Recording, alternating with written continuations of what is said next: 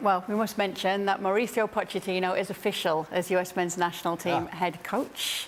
So, Herc, now appointed, all official, what's ahead? About time. Listen,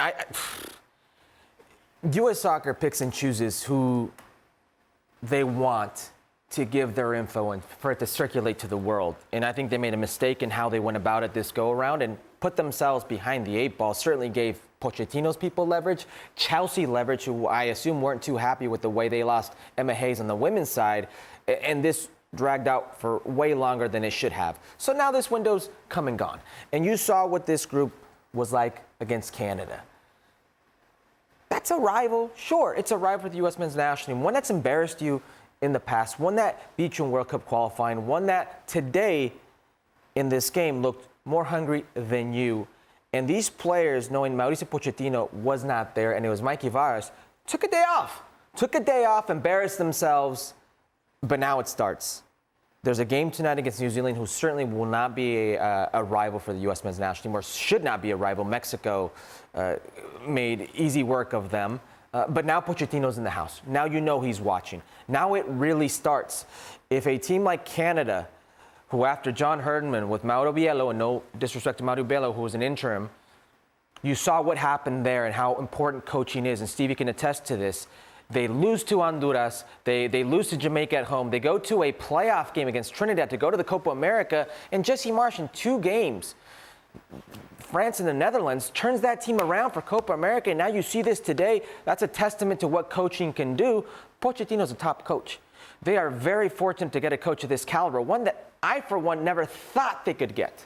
So this is a massive coup for U.S. soccer, for Matt Crocker, for landing this individual. And now it's time to get to work. I was listening to a few Tottenham players speak about Pochettino when he had that great run to the Champions League final.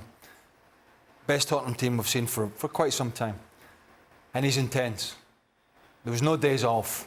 And we can agree or disagree on that, because we love, Stevie and I love the day off. Love a day and off. a game of golf. But the game has changed. And I know you're not working with the players every week. It's international football. You only get them so much.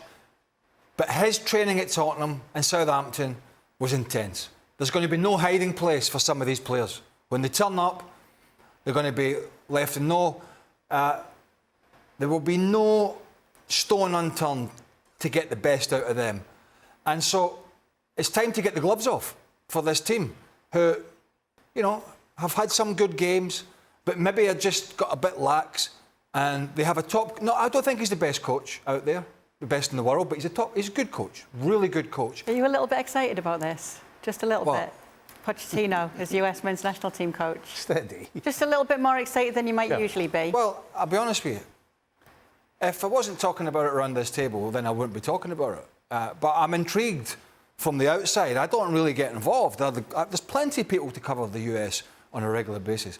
But I'm intrigued from the outside. What's going to be the difference, if any, from the Greg Berhalter in, out and then back in performances? Can it be different? And is the personnel going to be different? Is the shape going to be different? The way they play? The attitude, Craig. I mean, some of these players have had a massive pass. Greg Berhalter would let these players do as they seem fit. Now, you guys are very quick to correct. What do you mean, around the camp? Around the camp, on the field, the indiscipline, because it happened in Trinidad and Tobago where Serginho Dest, silly red card that cost him that game. And the series was already over, so it didn't matter. But after seeing that, you would assume that not one player on that field would commit another act of indiscipline like that. And yet, Timothy Weah does it at Copa America. So there are certain actions around this team that were very lax and went by uncorrected by the previous regime. You guys are very quick to point out this U.S. men's national team is not as good as some people in CONCACAF think they are. They're not that good. Now you have a coach who's going to hold you to that standard.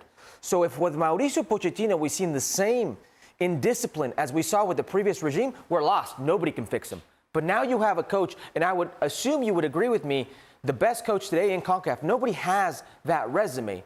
Nobody's been there. And if today, before he signed, Manchester United were to fire Eric Ten Hag, there would probably be a phone call. You've got that type of manager, hopefully can correct these type of players. The most important thing you need as a manager is that every time he appears, everybody's at attention. Everybody's on their toes. All the best teams that have ever kicked the ball, the manager, when he appears, they're all at attention. They're all on their toes. That holding them to a standard, not just on the field, because it comes with off the field as well. So all of that stuff matters. And the one thing he'll do, as Craig said, all the players talk about being intense. If half of that goes through, then they'll be better. Yeah. Because that commitment, that desire, it'll all be there every single time. Now, any team can not be at the best for lots of reasons. But the best teams and the proper teams, every single time they turn up, regardless of whether they win or lose, they put every single thing in. That's the one thing you guarantee with this guy. But he's laying it on the line here for himself. Yep. I mean, he'll have to make big decisions, because if this goes wrong for him, the Man United are not calling him up. Yeah. He was not great at PSG. He, as we know now, it was split in sacking him at Chelsea. Bowley didn't want to sack him. Iqbali's clearly did. But he didn't do a bad job there, but it wasn't fantastic. He'll say he wasn't given time, but ultimately he was sacked. He can't afford to come here to the US men's national team and for it to go wrong, because the big boys are not unlikely to come calling again. He's probably going to have to go and rebuild. So he's not going to come in here and pander to people and go, oh, yeah, do that, because his reputation's on the line. Because his Tottenham scenario has gone. That's sailed down the river quite some years ago now. And what's been in between has been mediocre. If he can really get a tune out of this team, I mean, really get a tune out of them and do something that the other coaches have not been able to do, then all of a sudden he's back on the hot list. But if it goes the other way, then he's back at his old sort of stomping ground, Southampton and places like that. Mario, what do you make of this appointment?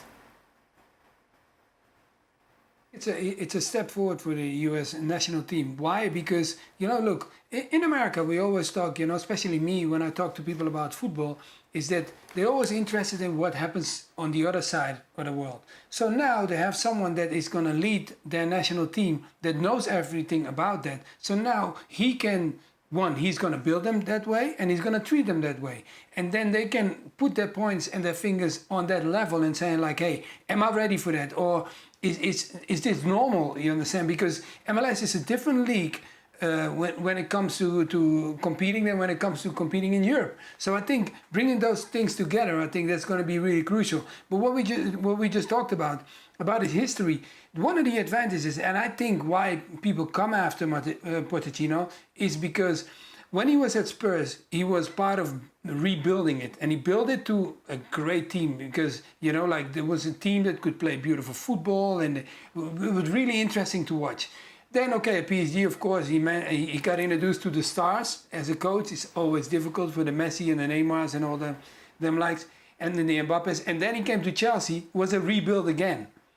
The rebuild was there. He had to structure it up again. So now coming to the US national team, it's going to be really crucial. If they want to go to the next level, then they either have to understand, because I don't think he took the job where he cannot change things. So if he can change certain things, the way things has to go and the way he wants his direction to be, then it could be interesting. But if it's not, it's going to be a big, big test for him, but also for the national team to see in what kind of things he wants to change.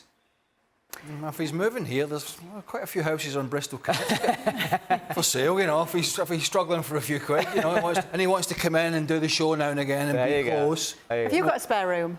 What? Have you got a spare room? Spare us.